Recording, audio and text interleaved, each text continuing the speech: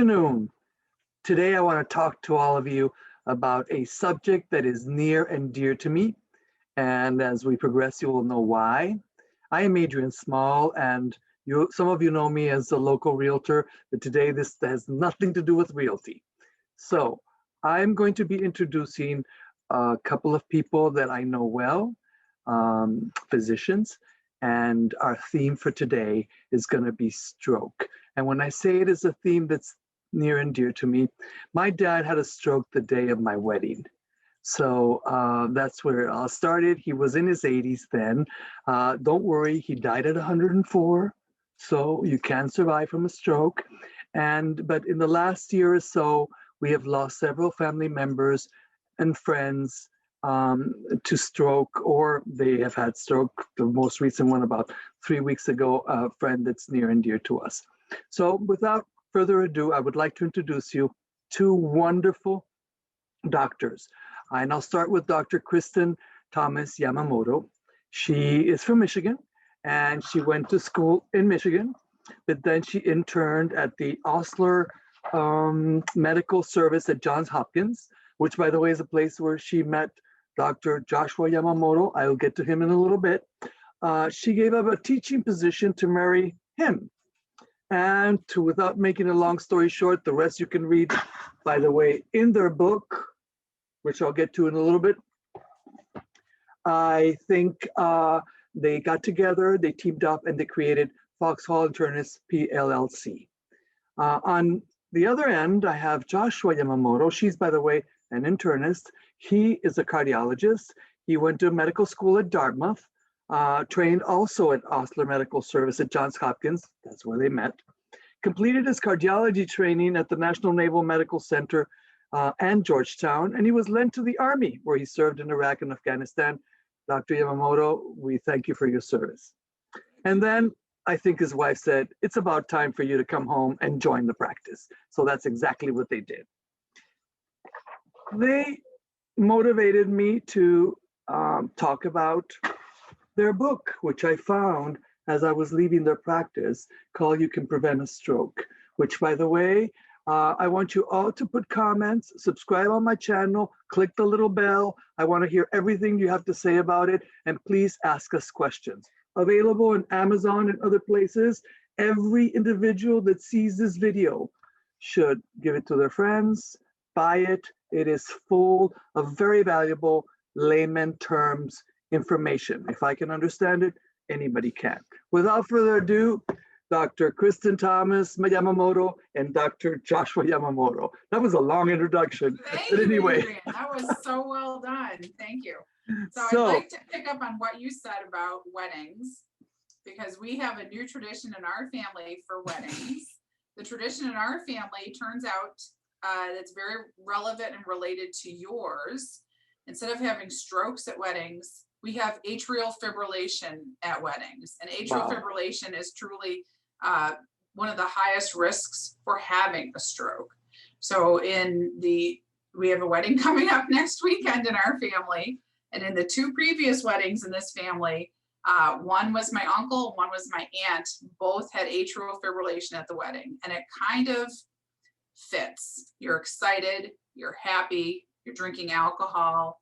You may be even dehydrated because you didn't eat or drink all day getting ready for the wedding. And you were dancing. And you were dancing. Which so is good it's for the you. perfect setup to develop atrial fibrillation, the irregular heart rhythm that makes your heart beat in a discoordinated fashion that then creates a blood clot inside the heart that can break off, go to your brain, and give you a stroke. So we see this all the time. And if you can recognize atrial fibrillation and treat it, then you prevent the stroke. So our wedding experience is atrial fibrillation and stopping a stroke. And of course, we call the book You Can Prevent a Stroke. Right, which I think that's the key element here. So tell me, apart from the family tradition, yours and mine, why did you write this book? Well, the foundation, the Foxhall Foundation, is a nonprofit which Dr. Thomas conceived of originally to help our older community around Sibley. And one of the first efforts was to try to create programs to help folks, older folks with dementia. Mm-hmm. And how does this relate to a cardiologist? What do I know about the brain? Obviously not much, but Alzheimer's is one issue, but putting that aside, a lot of dementia is driven by or made worse by what we call vascular or senile dementia, meaning we damage the brain from insufficient or interrupted blood flow. And if you abruptly interrupt the blood flow to the brain, that's what a stroke is. Okay, that was going to be my next question. Exactly. So a stroke is interrupted, usually a clot to the brain. And they can also, you can have chronic inadequate blood flow to the brain, which is a very similar and related issue. Ultimately, you have to get blood to the brain. And the book came really prompted by one of our patients. And there was a flashy story in the paper about the latest way to try to rescue somebody having a stroke. And he asked me, he said, Josh, what's the best way to treat a stroke? And I looked at him and I said, Bill, that's the wrong question. The best way to treat a stroke is to prevent it. Right. And he was actually taken aback by the choice of words. He said, prevent. I mean, we try to lower risks. And I said, no, prevent is an active verb. It's an active verb. You have to go out and prevent a stroke. I like that in the book. When I read that, I thought, nail on it. Yes. And what I also like is, you know, I am here interviewing you, two physicians. I am a patient. And I can still remember Dr. Kristin Thomas telling me, Adrian, these are key little elements that you should be careful of. And I think that if I were to, you know, talk to any friend of mine or whatever, number one, read the book because it gives you information, and information to me, knowledge is power. And number two, pay attention, because I think that there are, as we age, there are things that we could start doing earlier, instead of like Adrian, earlier, that could probably, You're on time. Yeah, you're ahead of schedule. You're exceeding expectations. Yeah, what I'm saying is there are things that you can do as a way of life that could definitely give you longevity. I'm going to go back to my dad, stroke at 80 something. That's not something that's new, but what I do have to recognize, my dad died at 104, and he played basketball at 101. And what I thought was fabulous, of course there's genes there, but what I thought was fabulous, everything he ever did was in moderation. Yes. He ate a little bit moderation. of everything. You know, it's not no more butter, no more olive oil. It was like, you have to eat a little bit of everything, no excesses, no excess in alcohol, you know, and things like that. And I think that did contribute, in hindsight, 2020, and to his longevity, in addition to his genes. Anyway. You made a nice point. And what you really were saying is that we make choices, and health doesn't just happen. Right. It's an interactive thing. There's things you need your physicians to do with you, and there's things that you need to do. Exactly. And we are working on, you know, Dr. Thomas is the principal author of the coming sequel of Building Your Health for the Future. I mean, if you just sit there, time passes. And none of us are exempt or immune from the effects of time. And if you just wait for things to wear out and break, and suddenly you're trying to fix something. But if you understand that I have the ability to build my health, not just the cardiovascular stuff, which is about all I know, but there's apparently more to the human body than just circulation. But all of these steps, and you do it, you may not even realize all the different things you do to maintain, and not just maintain, to actively build for a healthier future. Yeah, you put air in the tires and you change the oil and put gas in it. You should do the same with your body. So Exactly. can we dive into something that you guys call the HART, H-A-R-T strategy? Yes. What are those 4 elements? Well, we always say, think of D-HART, and D is your doctor, because you understand that we all age. Aging is going to change our circulation. You're not going to know what's happening on the inside without the help of your doctor. Everybody changes. To know, you have to look. You have to know how your heart is aging. That's the H. A, how are your arteries aging? You know, we have 100,000 heartbeats every day. That's a slapping of that artery. That, by the way, that statistic was amazing. When I heard that, I'm going like, I'm already tired. So the thing is you can't, if you slapped yourself 100,000 times a day, you're going to tear your skin off. You're going to get scabs, scars, and you're going to beat things up. But that happens inside. So it's not exactly a surprise or a mystery that our arteries wear out. And everybody heals internally. That's plaque. It's not a disease. Right. We are what we eat, but what we do with that depends from person to person, and we all age at a different rate. And there are 50-year-olds who have enormous plaque and 90-year-olds who don't. And why would you know? You're not going to feel that. I have a question for you there. I'm going to interrupt you there. And maybe this is more for Kristin. Is there and I think I've asked this in the past, is there also genetic issues? Like some people have more plaque than others, and it's Right. not necessarily related to their food intake. Right. So when you first become a patient, actually of a cardiologist or an internist, we do take a family history. We do take a social history. And usually we just do that the first time we meet you. We don't necessarily do updates, but I've been doing that more recently, a little bit because of COVID. I ask people, what has happened to your first cousins? How many first cousins do you have? How about your siblings? Because sometimes someone will tell me your age. Oh, my brother is 62. He just had an angioplasty. Oh, tell me more about that. Right. How many other people in your family have had angioplasties? Usually I remember someone's high-risk cardiovascular history. And then I sometimes will ask someone, well, who do you think you're more like? Are you more like your mother or your father? Do you look like your mother? Do you have blood pressure like your father? So I like to find out what are the sort of soft genetics, not actually going in and getting a 23andMe test. But if you tell me observationally, whose genetics do you think you follow? Your mother's or your father's? If you have a father who had a heart attack at 50, that's very important information to give your doctor to let me know. So the biggest part is screening in a very soft, non-blood test. No 23andMe. We don't need genetic testing for this. I just need to ask you, and you need to know, do any of my first cousins, siblings, parents have early heart disease? And early, I would say anything under 60 years old, male or female. I just want to know. So I find one in particular that's very interesting is who needs this surgery. This is the carotid endarterectomy. Patients will tell me all the time, well, my mother had that surgery at 62. Well, if she had that surgery at 62, she had to have a lot of plaque in that artery. We do not do that surgery until that plaque burden, we call it, gets to 75% full of plaque. So we're not doing that when you just have a little plaque. If you're 60, you already have an artery almost completely full of plaque. That is way too young. And every child of that 62-year-old parent needs to be screened to see if they're growing plaque in their 40s. Right. So and another thing that I think earlier than the earliest case in your family. Well, another thing that I think you just touched upon, and sitting on this side as a patient, I think that patients need to know that they can own the information. Yes. They need to know that they can do the research. I hear a lot of doctors say, don't Google it. And I'm going like, I'm sorry.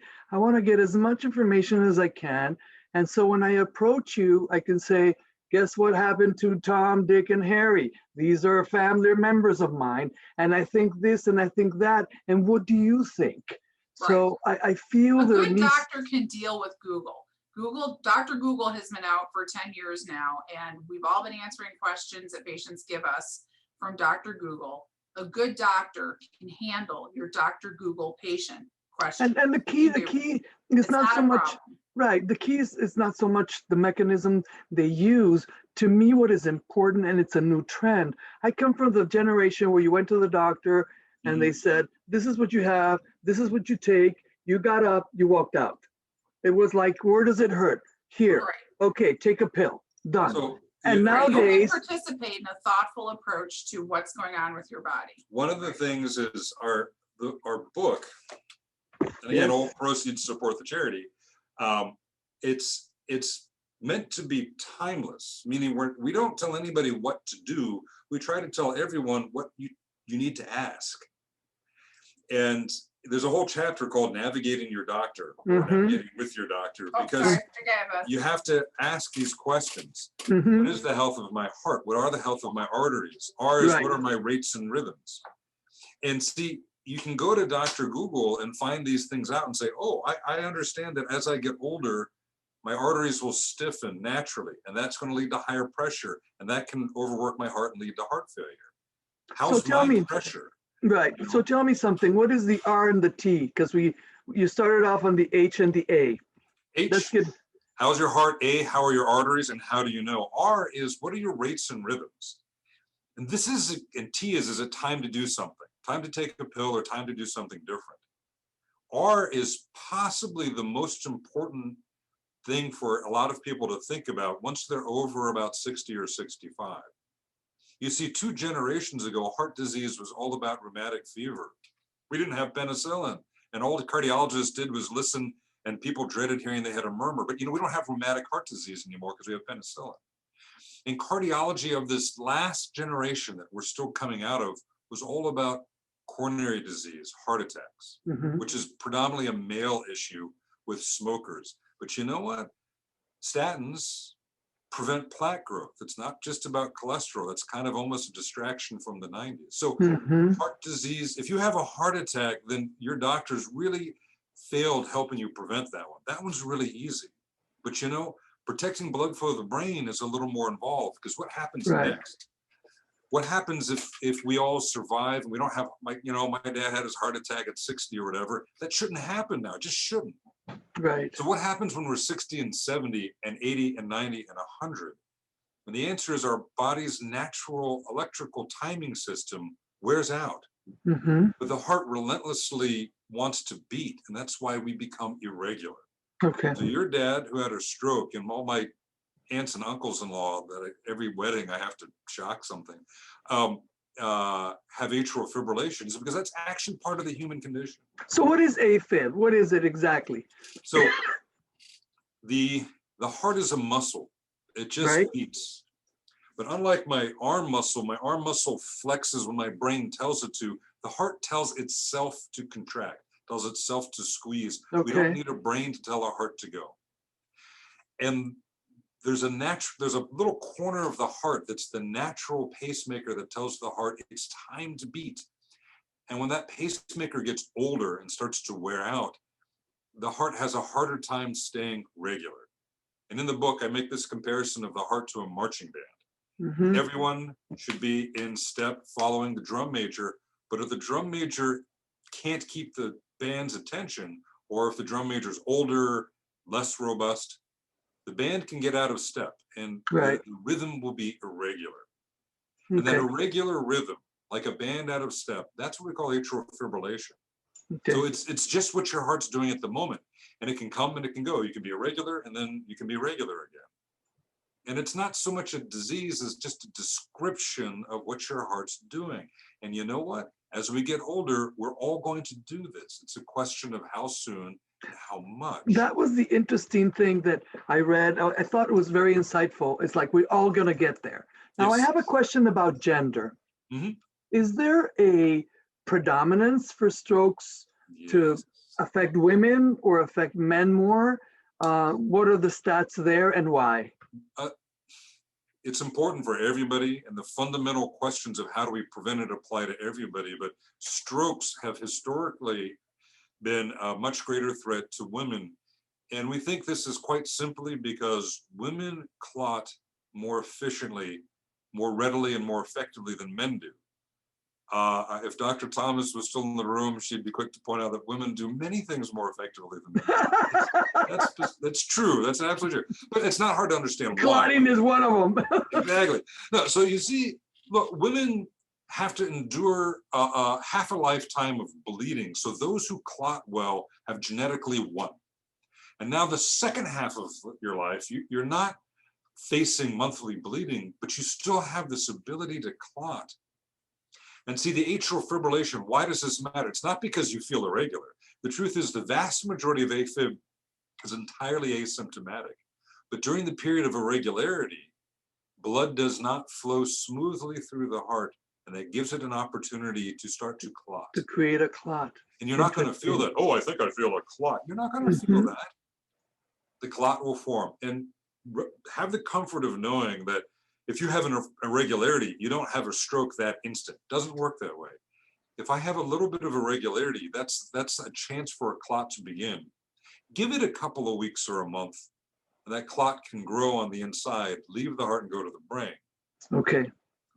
I'll give you a couple of scary facts and then a couple of really encouraging ones. Okay. A scary one is a recent study since the publication of the book, but we knew this data. The Swedes took a huge population, hundreds of 70-year-olds with a history of high blood pressure. That's it. Completely asymptomatic, perfectly healthy people. And they did very long-term heart monitoring, which you can do. We use little microchips to watch for AFib. An Apple Watch tries to do this. It's good, but not great, but good. Right. And they asked the question, how many people are having AFib and don't really know it? And the answer was 35%. Whoa, 1 in 3 70-year-olds were having atrial fibrillation. We have learned that it only takes 5 minutes of atrial fibrillation before your stroke risk doubles. That makes sense. If my heart is stuttering for 5 minutes, I may not feel it because the heart's beating. Don't get me wrong, the heart's beating. It's just not in a good rhythm. Okay, a little clot starts to form. You put blood, a blood clot doesn't take 5 minutes to form. So if your part of your heart isn't moving blood smoothly, it can start to form. The strokes didn't happen on average till a month later. So the scary thing is, wait a minute, oh my gosh, just because I'm 70 and I have a history of high blood pressure, I have a 1 in 3 chance of having AFib? The encouraging thought is that is incredibly easy to prevent a stroke, but you just need to know. You need to know that you're having AFib. That's your rhythm. So tell me, give me an idea of what the symptoms would be. Okay. First off, of that 35% of 70-year-olds with AFib, 90% of them were asymptomatic. Okay. So the thing is that's why there's a D in the heart. If you go to your doctor and someone intelligent like Dr. Thomas starts asking questions, there's a lot of things that clue us in that you're on a path to make AFib more likely. Okay. And if you're not as clever like me, what do? I can just take a picture of your heart. And you know that if you come and see me, I can look at your age, your heart, and your EKG by seeing it, just by examining it with ultrasound. And I already know how likely you are to have atrial fibrillation because that's what we do before I've even said hello. So the important thing is to understand our hearts change, and that means our rhythms change, mostly with age, but the rate at which we change is something very readily determined. So now, to all my viewers, I gotta say, you read the book, there's several things you gotta know. Number one is you gotta go visit regularly to your doctor. Number two, it gives you an idea of what is happening to your body over time for you to listen to your body. But which is going to take me to number three. What can any lay person do? Let's just say I'm going to choose 40 because I like that number. What can they do to prevent? What type of lifestyle should people have in order to prevent some of these things that we know that there will be an onset sooner or later, that maybe if I ate properly, maybe if I exercise regularly, maybe, what are the maybes? She sees 40-year-olds. I'm not sure if I would recognize a 40-year-old, I would think. So what do you suggest, Kristin? Well, you can assess for a 40-year-old the priorities. Some people already have a good enough diet and they're not exercising. So you tell them they should exercise. Some people, quite frankly, exercise too much. So if you're already wearing out arthritic joints at 40, maybe it's time to slow down your exercise or change your exercise. Do something that's not going to damage your joints, that's not so weight bearing. Maybe pick up swimming instead of running. So you have to choose what parts or aspects of your lifestyle need work. Some people are overworkers, they're workaholics, and they don't come into their doctor at 40 years old. They wait until they're 55 or 60. So just making that doctor's appointment is the first step to analyzing what parts of your lifestyle need to be fixed, because you have workaholics, but then you also have people who sit and watch TV all day. So you have to assess individually each person, what are the aspects of their lifestyle that need to be tweaked so that they can plan for their future and decide what is it that will make me individually the most healthy, because everybody is different. Every body Right. is different. So you're taking me back to the D. That is, the best thing that we all can do is Have a visit your doctor on a regular basis, keep your appointments, because it's really important. So I would like to dive in a little bit on your foundation, how it came about, and what is the essence of it? What are you trying to accomplish? What we're trying to accomplish is create a foundation that focuses on wellness for a community, but also individual wellness. And by wellness, we mean exactly what we have been talking about, lifestyle aspects. So since lifestyle involves more than going to your doctor, that's certainly part of it, but it also involves what you eat, how you exercise, how you spend your free time. We thought we would start with a wellness center that does focus on different kinds of exercise, with an exercise anyone can do. So a lot of our exercise is just based on martial arts, which doesn't require equipment, which doesn't require a swimming pool, which doesn't even require partners. You can do that by yourself, and is not age specific. So a lot of people can't play tennis anymore when they're past 65 years old. A lot of people can't do contact sports when they're over 50. So our wellness center is trying to focus on exercise throughout the spectrum, from 2, 3, 4, 5-year-old kids up to people who are 100 years old. And there are certain martial arts disciplines like Tai Chi, which is very good for people for balance issues when they're in their 80s and 90s.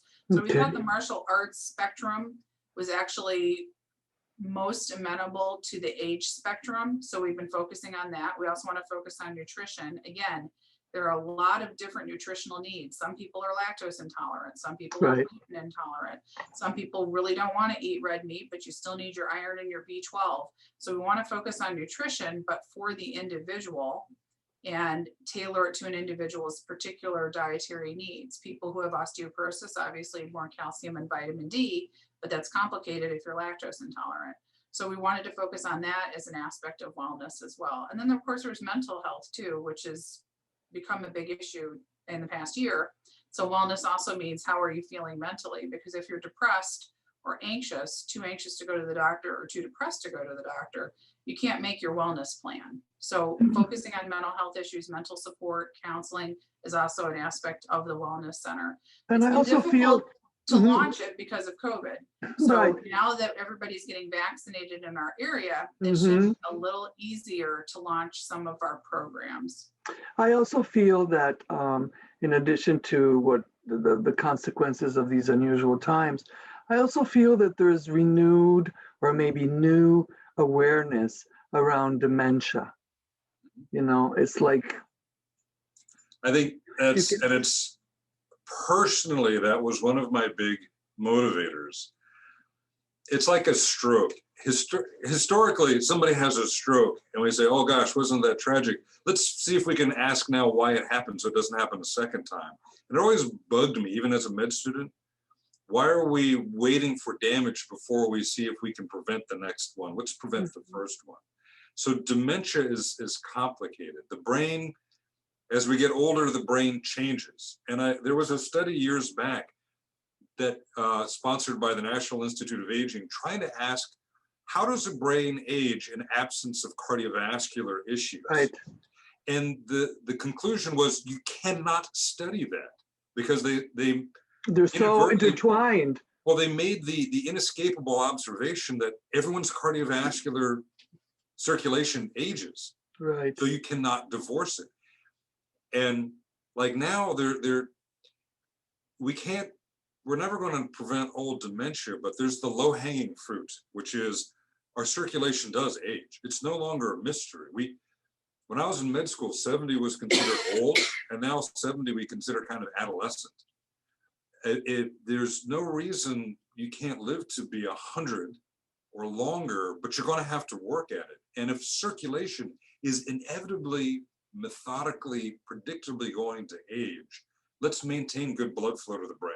Right, because to me, that's, you know, I've seen in my family, of course, the onset of dementia, and I've seen also the early onset of dementia, which is to me very tragic. Yes. But I think that at least there is renewed awareness. It's not a taboo to talk about it. It's like it's out there. Let's just have a conversation. Last but not least, I know that all of you out there that are going to buy this fabulous book, the proceeds go to your foundation, right? Correct. And how else can my viewers contribute to your foundation? What's the name of your foundation? Foxall Foundation. There is a website, foxallfoundation.org. The Wellness Center is a physical place here in Chevy Chase, right near the DC border in Maryland. And they are, now that we're getting to the bright end of the tunnel of the pandemic, we're opening up classes, again, for people of all ages. We already have a class for patients with Parkinson's disease. So we were able to launch that class despite COVID, and we had a very positive response. Parkinson's patients do very well in boxing classes. We're not doing boxing classes, but we are doing a modified martial arts instruction for patients with Parkinson's disease, which was co-sponsored by the local Parkinson's Association. And our instructors have already been working with patients throughout this past year and had a very positive response. So we're looking to build on that and have more classes for specific groups of patients, but really anybody with a neurologic movement disorder really does quite well with a slow, methodical martial arts class. So we've had a very positive response to that, and we hope to do more of that this year. Perfect. So as part of this interview, your information will be provided to all my viewers. So you can't say, I don't know how to get to the website, because it'll be there. And I just want to take, we could go on and on for hours, I think. I could show I could throw the fishing line and reel a bunch of more information in, but I just want to leave it at that. I think we got across the message that I wanted to convey. I want to thank you both, Dr. Kristin Thomas Yamamoto and Dr. Joshua Yamamoto, for sitting down with me today and answering a few questions. Thank you, Adrian. Thank you. And I hope to continue this conversation as your foundation grows. As I said to my viewers, please put your comments. If you have any questions, their information will be there. And they are two fabulous medical doctors that I definitely would recommend. Thanks. Take care. This was wonderful. Thank you. Thank you.